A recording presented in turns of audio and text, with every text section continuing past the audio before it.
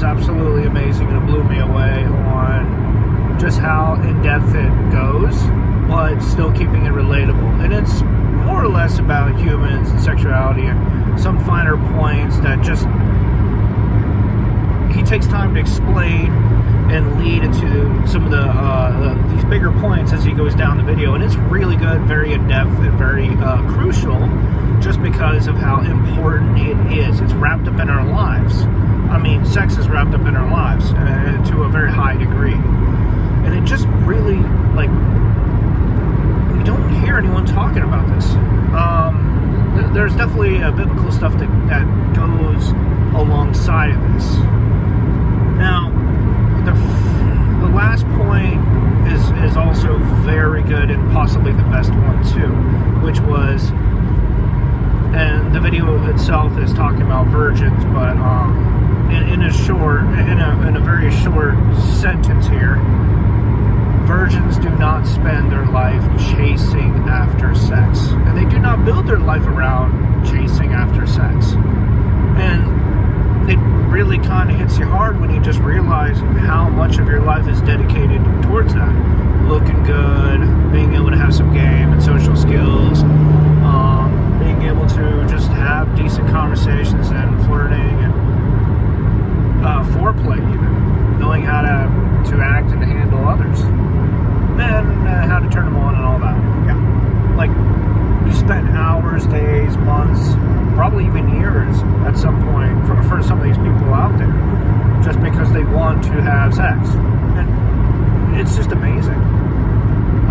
The first part, though, was interesting, that really caught my eye, where he's talking about the amygdala and how the more damaged it gets, the more hypersexual we become. And I'm like,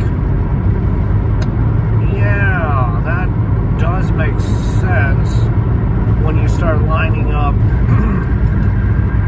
people like Karens who are just going crazy and all that. I'm not saying there's a connection between Karens and hypersexuality. I'm saying that, like, you can understand that those who have problems, sexual problems, are hypersexual because part of their brain may be damaged. You know, trauma, baggage. There's a lot that just adds up that can be caused by damage to the amygdala. He goes more into it, and it's just really hard hitting. It's very good, very solid.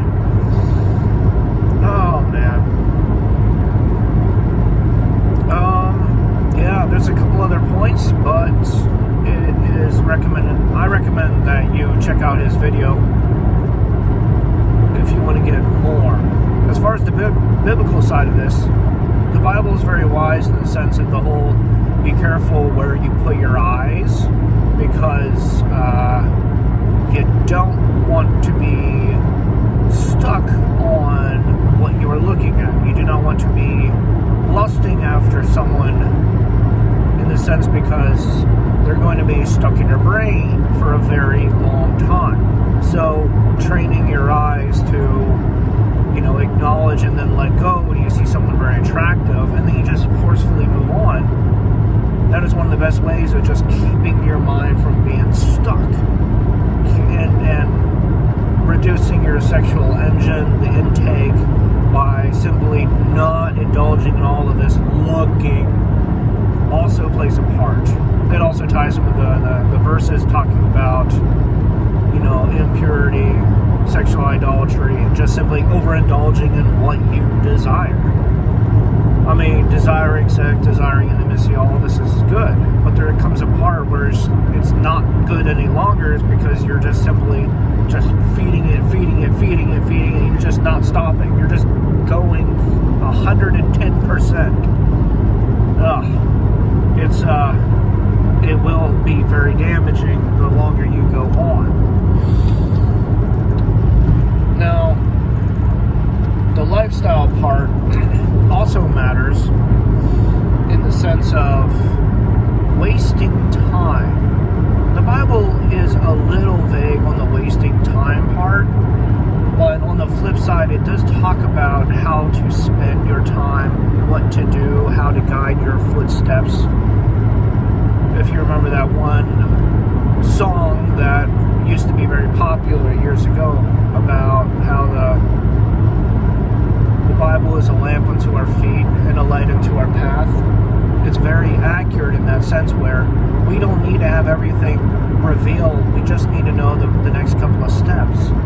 And, well, if you're constantly having something in front of you that's obscuring your view, you're not going to be able to go down the path. You're just going to keep getting distracted, or worse, stalled in place.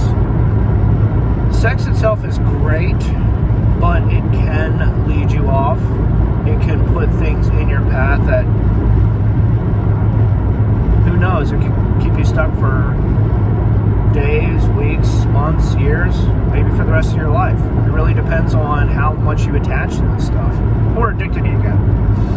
Because let's be honest, some people get addicted to this stuff real bad, to the point where they need medical help and therapy and possibly isolation. Because addictions do need to be broken.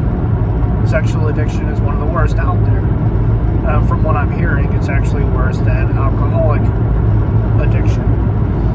Mostly because you can kind of just get alcohol whenever, wherever. But sex,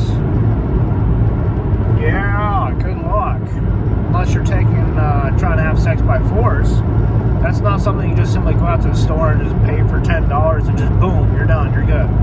You know, you can fill up on that. Now, by the way, I don't think sex should be taken by force, and if there is going down that road, adult consents and activities and all that, BDSM, all that stuff is going to be coming into play. Let's not go down that road. Let's just, it exists and move on. Who knows, maybe I'll talk more about that later. I had an interest in that for a very long time, but let's be real. You need to be in a relationship for anything like that to ever be there. The conversation, the experience, all of it. Having friends who can talk about their experiences help, but that's just like for a couple of stories, at the very most. All right, until next time.